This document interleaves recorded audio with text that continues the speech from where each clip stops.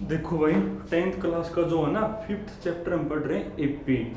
और last time मैंने आपको जो है ना एक्सरसाइज 5.6 मैंने आपको करवाई थी, और उसमें मैंने आपको बेस बताया था कि अगर आपकी कोई सीक्वेंस एपी में हो तो उसके फर्स्ट एन टर्म का सम आप कैसे निकालोगे।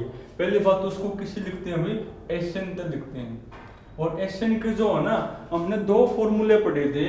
पहला का फॉर्मूला था भाई n/2 into 2a plus n-1 into में कोण d होता है भाई। और ये आपने कब यूज करना होता है, जब आपको एपी के फर्स्ट टर्म और कॉमन डिफरेंस गिवन हो। अगर आपको एपी की फर्स्ट टर्म और लास्ट के टर्म गिवन हो ना, और आपको सम निकालना हो, तो आप फिर ये नहीं, फिर आप ये यूज करोगे n/2 इंटू में फर्स्ट टर्म प्लस में कोण लास्ट टर्म भाई, तो फिर आप ये यूज करोगे।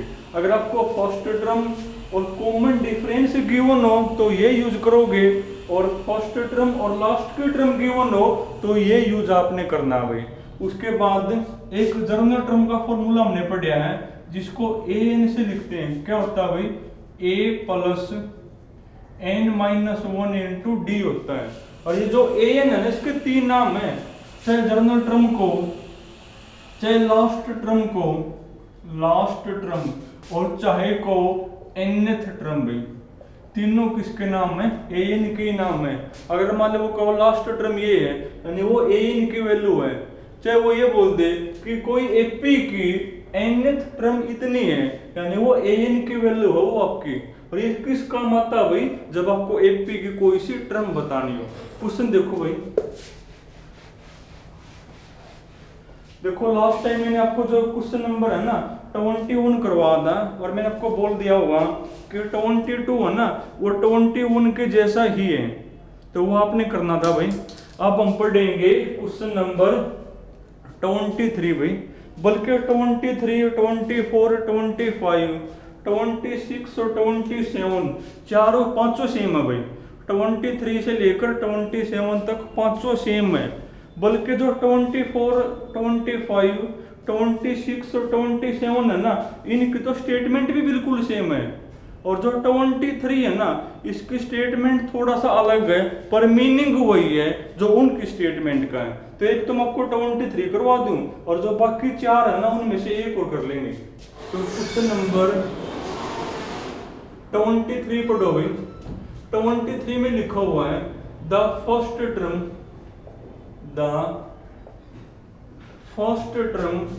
ऑफ एन एपी इज कौन है भाई, मेरी 5 है। और जो लास्ट टर्म वो कौन है, 45 है। और एपी की जो लास्ट टर्म है ना वो कौन है मेरी भाई, 45 है। और जो सम है ना, एंड सम इज 400 है भाई। सम कौन है मेरा, 400। अब आपने दो चीज बतानी है, एक तो find the number of term, एक तो आपको नंबर ऑफ टर्म बतानी है, और एक आपने जो है ना कॉमन डिफरेंस बताना भाई। एक तो आपने नंबर ऑफ टर्म यानी n की वैल्यू बतानी है, और एक आपने क्या बताना है, कॉमन डिफरेंस। तो गिवन का सहारा लेकर ही निकलेगा भाई। अब देखो गिवन कौन कौन है, एक तो आपको फर्स्ट टर्म गिवन है, यानी a की वैल्यू 5 है। एक लास्ट की टर्म गिवन है 45, और जरूरत पड़ने पर लास्ट टर्म किसका नाम होता है, ए एन का, यानी ए एन की वैल्यू कौन है, 45।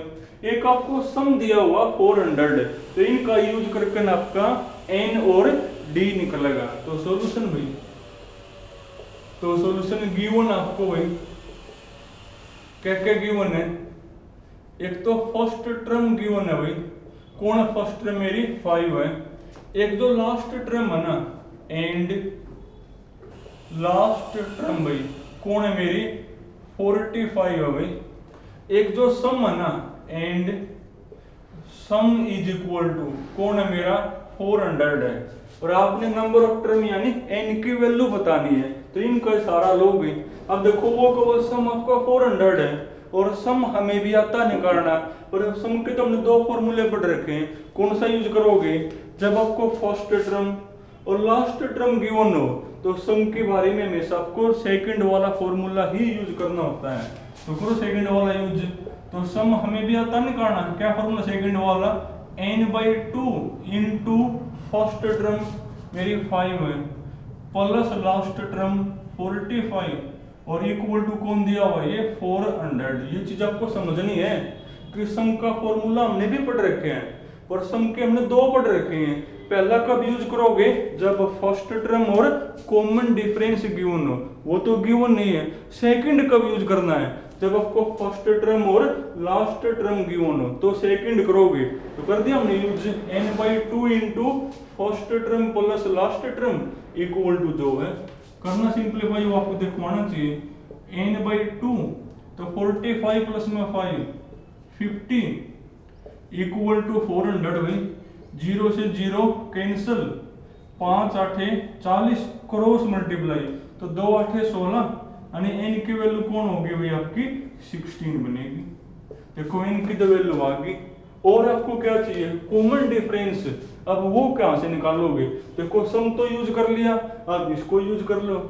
वो को लास्ट टर्म 45 है और जरूरत पड़ने पर जब आपका an है ना, इसका भी तो नाम लास्ट टर्म होता है, यानी an की वैल्यू कौन है मेरी 45 है, तो यहां से आपका कॉमन डिफरेंस आ जाएगा। अब देखो an हमने भी आवा निकालना, अपने वाला an कौन होता है, अपने वाला an होता है भाई a plus n-1 into d equal to कौन है मेरा 45 है। रखो वैल्यू, फर्स्ट टर्म कौन है 5 यानी a की वैल्यू मेरी 5 है, तो 5 प्लस n-1 n भी निकाल दिया हमने, लिखो इनकी जगह पे 16 इंटू में d इक्वल टू कौन है 45। करना सोल्व भाई, तो 5 प्लस 16 में से 1 गया 15 यानी 15d इक्वल टू 45। ये 5 को ले जाओ उस साइड, तो 15d इक्वल टू 45 मतलब 5 गया यानी 40 बनेगा, यानी d की वैल्यू कौन होगी भाई, अगर मेरी सिंप्लीफिकेशन सही है तो 40 अपॉन 15। अब ये 5 8 40 5 3 15 यानी 8/3 होगी। तो इनमें कुछ भी नहीं है भाई, अगर आपको गिवन स्टेटमेंट जो पढ़नी आती है तो जो जो गिवन उसका यूज करके हमने सब कुछ निकाल दिया। पहले वो कहो सम 400 है तो सम हमें भी आओ निकालना, वहां से n की वैल्यू आ गई। अब d और निकालना है ना, उसके लिए हमने यूज ये कर लिया। वो कहो लास्ट के टर्म 45 है और जरूरत पड़ने पर an का नाम भी तो लास्ट के टर्म हुआ है, यानी an की वैल्यू 45 है। अब an हमने भी आओ निकालना, हमने अपने वाला निकाल लिया तो वहां से d आ गया मेरे। अब जो 24 25 26 और 27 ये भी चारों यही है भाई, बस फर्क क्या है, यहाँ पर तो लास्ट की टर्म लिखा हुआ है और उसमें जो लास्ट टर्म है ना उसकी जगह लिखा हुआ भाई nth term. nth term equal to बोल दिया ये है। अब लास्ट टर्म को nth टर्म को जर्नल टर्म को एक ही बात तो हो, यानी वो भी क्वेश्चन यही है। चलो फिर भी मैं ये करवा दूं भाई, तो 24 25 26 और 27 में से बोलो कौन सा करोगे, सारे बराबर बात है। फिर भी तुमने अगर कोई करना हो तो कर लो, वरना यही है भाई तुमने ही करना है। लास्ट की टर्म की जगह क्या लिखा हुआ nth टर्म, बात तो वही है, बिल्कुल सेम है भाई, तो कर लेना आपने। जो 28 है ना इसकी स्टेटमेंट रॉन्ग है मेरे हिसाब से भाई, तो 28 मत करना भाई, या आपके वो लिखा हुआ नहीं, शायद कोई और नंबर आना चाहिए, यहाँ n होना चाहिए मेरे हिसाब से। तो फिर भी मैं सोच लूँ एक बार, तो अभी आपने ये नहीं करना, इसकी स्टेटमेंट ही रॉन्ग मिलेगी आपको। 29 पढ़ो एक बार, क्वेश्चन नंबर 29 में लिखा हुआ भाई if the 10th term of an AP is 21 and the sum of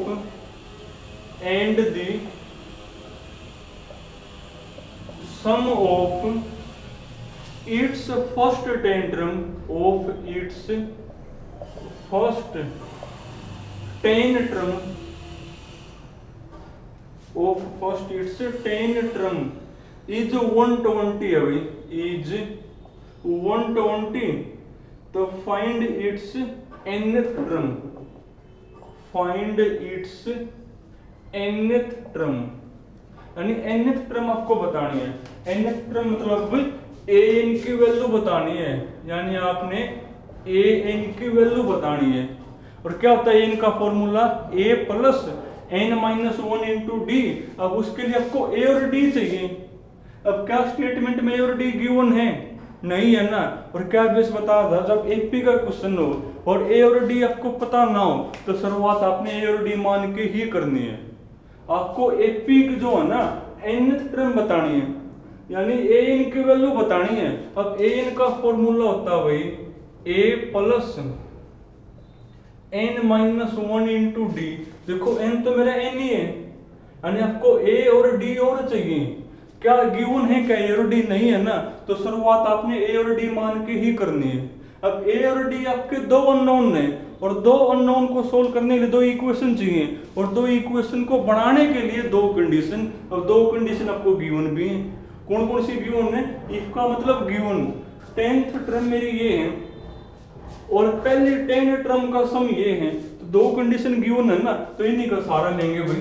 तो सॉल्यूशन, तो शुरुआत आप करोगे लेट फर्स्ट टर्म, वो हमने मान ली a एंड कॉमन डिफरेंस, वो हमने क्या मान लिया, d हमने मान लिया। अब a और d आपके दो अननोन है ना, और दो अननोन को सोल्व करने के लिए दो इक्वेशन चाहिए, और दो इक्वेशन को बनाने के लिए दो कंडीशन। अब दो कंडीशन आपको गिवन भी है।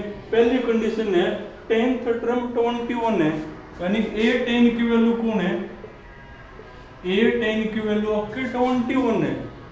एंड और सेकंड कंडीशन कौन है भाई, सेकंड आपकी कंडीशन है sum of its first 10 term, first 10 term कौन है मेरी भाई, 120 है। यानी पहले 10 टर्म का जो सम है ना वो 120 है, यानी डेट इज S10।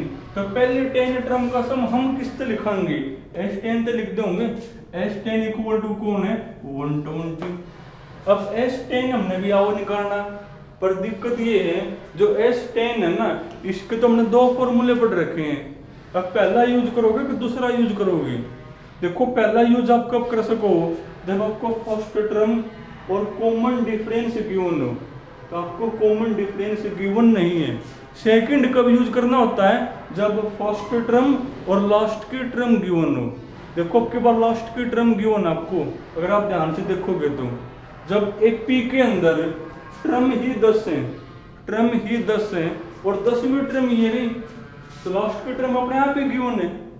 अरे ये 10 टर्म का सम है, ये 10 टर्म का सम 120 है और 10वीं टर्म कौन है, 21। यानी आपको लास्ट टर्म गिवन है एपी की, तो आप वो नहीं सेकंड वाला ही यूज करोगे। करो सेकंड वाला यूज, n/2, n तो कौन हो गया मेरा, n तो मेरा 10 हो गया, क्योंकि सम आप 10 टर्म का निकाल रहे हो।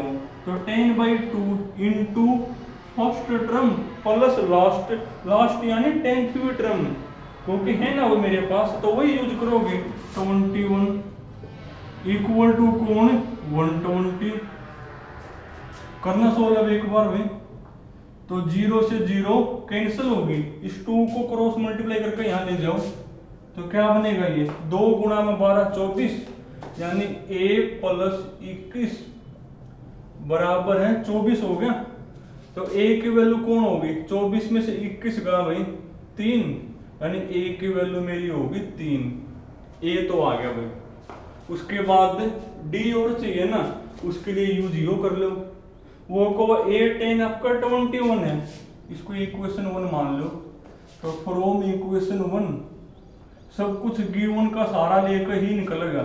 a10 की वैल्यू 21 है, a10 इक्वल टू 21, और a10 हमें भी आओ निकालना। क्या हुआ a10, a plus 9d equal to 21।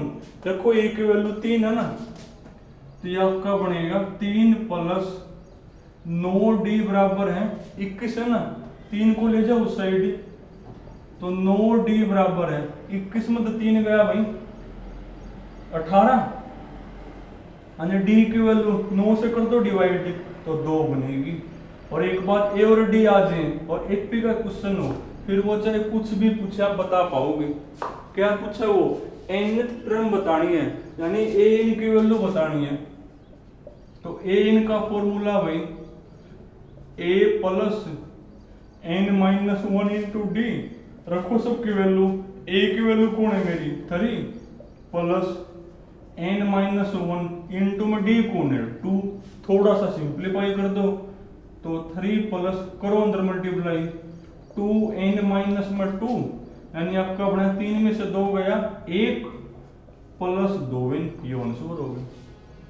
तो वैसे आपको गिवन का सहारा लेना है, और एपी का क्वेश्चन और ए और डी गिवन ना हो तो शुरुआत आपने ए और डी मान के करनी पड़ेगी भाई। ए और डी हमने मान लिए, उसके बाद 2 अननोन है और 2 को सोल्व करने 2 इक्वेशन चाहिए, अब 2 इक्वेशन बन गई मेरी। चलो तुम ना आज यहाँ तक करने हैं भाई, बाकी फिर मैं कल आपको करवाऊंगा।